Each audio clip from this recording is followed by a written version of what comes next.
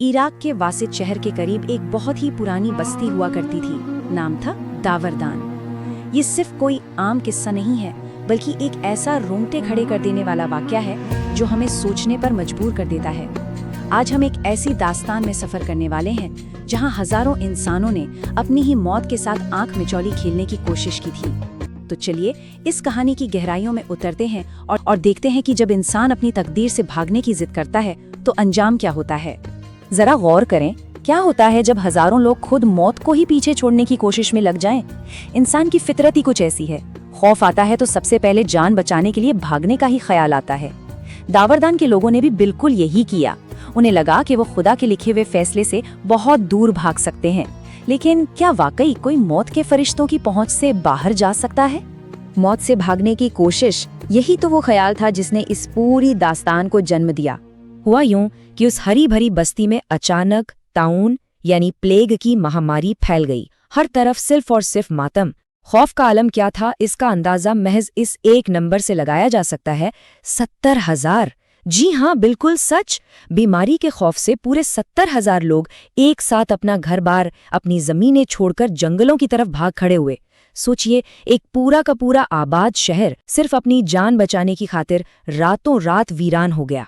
ये 70,000 लोग बेतहाशा भागते भागते एक बहुत ही बड़ी और खुली वादी में जा पहुंचे। अब उन्हें लगा कि बस जान बच गई, बीमारी तो मीलों पीछे छूट गई है। लेकिन उन्हें क्या पता था कि तकदीर का फैसला ठीक उनके सिर पर मंडरा रहा है। अल्लाह ने 2 फरिश्ते भेजे, एक उस वादी के ठीक ऊपर और एक वादी के नीचे। और फिर उन दोनों फरिश्तों ने एक ऐसी दहला देने वाली चीख मारी, मर जाओ। और पलक झपकते ही बिना किसी बीमारी के वो 70 के 70,000 लोग वहीं के वहीं ढेर हो गए। और वो जगह बन गई मुर्दों की वीरान वादी। जहां कुछ ही पलों पहले 70,000 जिंदा इंसान सांस ले रहे थे, वो जगह अब एक खामोश खौफनाक कब्रिस्तान में तब्दील हो चुकी थी। उस वादी में अब मौत के सन्नाटे के सिवा कुछ भी नहीं था।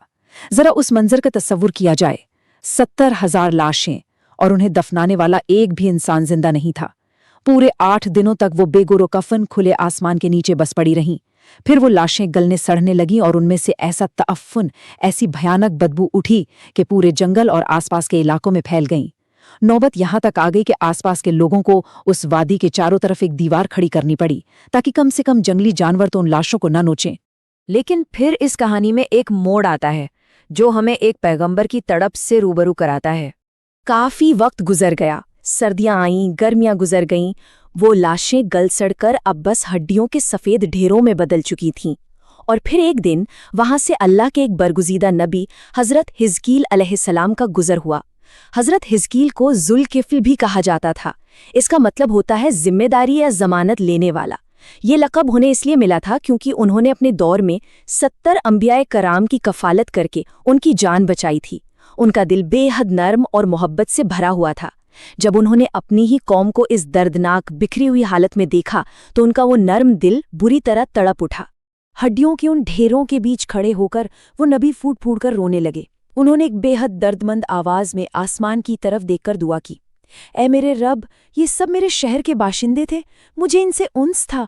ये मेरी कौम थी जो तेरी तारीफ करती थी, तेरे एक होने का ऐलान करती थी, तेरी किब्रियाई बयान करती थी।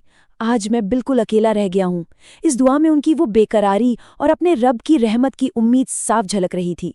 और यहीं से शुरुआत हुई जिंदगी के उस अजीम मुआजिजे की। हजरत हिजकील की उन आंसुओं भरी दुआओं ने अर्श को हिला दिया।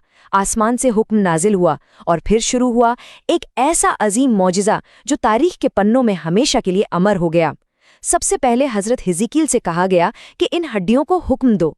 जैसे ही उन्होंने आवाज दी, पूरी वादी में हड्डियों के खड़खड़ाने की तेज आवाज गूंज उठी। हर इंसान की बिखरी हुई हड्डियां आपस में जुड़ने लगी और ढांचे बन गईं। फिर दूसरी वही आई, गोश्त को हुक्म दो। देखते ही देखते उन सफेद ढांचों पर गोश्त और चमड़ी चढ़ने लगी। और फिर आई तीसरी और आखिरी वही, ऐ मुर्दों, खुदा के हुक्म से उठ खड़े हो जाओ। और यकीन मानिए, पलक झपकते ही वो 70,000 मुर्दे अपनी कब्रों से झटके से उठ खड़े हुए। वो वादी जो सालों से मौत की खामोशी में डूबी थी, अचानक 70,000 जिंदा आवाजों से गूंज उठी। उठते ही उन सब की जुबान पर अल्लाह की पाकी का बस एक ही कलमा था, سبحانک اللہم و بحمدک لا الہ الا انت۔ موت کے منہ سے واپس آتے ہی انہوں نے سب سے پہلے اپنے رب کی تعریف کی۔ وہ لوگ اپنے شہر واپس لوٹ آئے اور اپنی باقی کی زندگی بھی پوری کی، لیکن تقدیر سے بھاگنے کا ایک گہرا نشان ہمیشہ ہمیشہ کے لیے ان کے ساتھ جڑ گیا۔ تفسیر کی کتابوں میں ذکر آتا ہے کہ ان لوگوں کی آنے والی نسلوں کے جسموں سے بھی سڑی ہوئی لاش کی وہ ہلکی ہلکی بدبو ہمیشہ آتی رہی، اور وہ جو بھی کپڑے پہنتے تھے نا، وہ دیکھتے ہی دیکھتے کفن کی طرح میلے ہو جاتے تھے۔ یہ نشان ایک زندہ یاد دہانی تھا کہ کوئی بھی انسان موت سے بھاگ کر کہیں چھپ نہیں سکتا۔ اب سوال یہ ہے کہ اس پوری داستان سے آج کے دور کا سبق کیا ہے؟ یہ صرف کوئی پرانے زمانے کی کہانی نہیں ہے، بلکہ اس میں بہت گہرا سبق چھپا ہے جسے ہم اپنے آج کے حالات سے بھی جوڑ سکتے ہیں۔ ہم سب نے حال ہی میں کووڈ کی مہاماری کو دیکھا ہے۔ لاکھوں لوگ دنیا سے رخصت ہو گئے، لیکن بہت سے لوگ بچ بھی گئے۔ آخر کیوں؟ اس لیے نہیں کہ وہ بہت تیز بھاگ رہے تھے یا چھپ گئے تھے، بلکہ اس لیے کیونکہ ان کی موت کا وقت ابھی مقرر نہیں تھا۔ چاہے عراق کا وہ پرانا طاعون ہو یا آج کا کووڈ، حقیقت صرف ایک ہے: زندہ رہنا یا دنیا سے جانا صرف اور صرف اللہ کے طے کیے ہوئے وقت پر ہی نربھر کرتا ہے۔ تو سب سے ضروری بات جو ہمیں ذہن میں بیٹھانی ہے وہ یہ کہ موت کا ایک فکس ٹائم ہے، نہ ایک سیکنڈ پہلے اور نہ ہی ایک سیکنڈ بعد۔ جب یہ پکا یقین کسی انسان کے دل میں بیٹھ جاتا ہے تو وہ دنیا کا سب سے نڈر انسان بن جاتا ہے۔ اسے پتا ہوتا ہے کہ جب تک وقت نہیں آیا دنیا کی کوئی بھی طاقت اس کا بال بھی بانک کر نہیں کر سکتی، اور جب وقت آئے گا تو دنیا کا مضبوط سے مضبوط قلعہ بھی اسے بچا نہیں پائے گا۔ بالکل اسی عقیدے نے اسلامی تاریخ میں مجاہدین کو وہ بے مثال حوصلہ دیا جس کے آگے بڑے بڑے لشکر کام جاتے تھے۔ علامہ اقبال نے اس نڈر ذہنیت کو کیا ہے خوب بیان کیا ہے: ٹل نہ سکتے تھے اگر جنگ میں اڑ جاتے تھے، پاؤں شیروں کے بھی میدان سے اکھڑ جاتے تھے۔ جب انسان کو یہ یقین ہو جائے کہ موت صرف اللہ کے ہاتھ میں ہے تو وہ میدان میں پہاڑوں کی طرح ڈٹ جاتا ہے۔ تو اس سفر کے آخر میں بس ایک سوال ذہن میں گونجتا ہے: جب موت سے بھاگنا بالکل ہی ناممکن ہے تو ہم موت سے اتنا خوف کیوں کھاتے ہیں؟ کیوں نہ اس زندگی کو موت سے بھاگنے میں برباد کرنے کے بجائے اپنے خالق سے ہونے والی اس خوبصورت ملاقات کی تیاری میں گزاریں؟ کچھ ایسے اعمال کریں کہ جب بلاوا آئے تو ہم پورے سکون اور اطمینان کے ساتھ لوٹ جائیں۔ ذرا اس بات پر غور کیا جائے، کیا یہ ہماری زندگی کا اصل مقصد نہیں ہونا چاہیے؟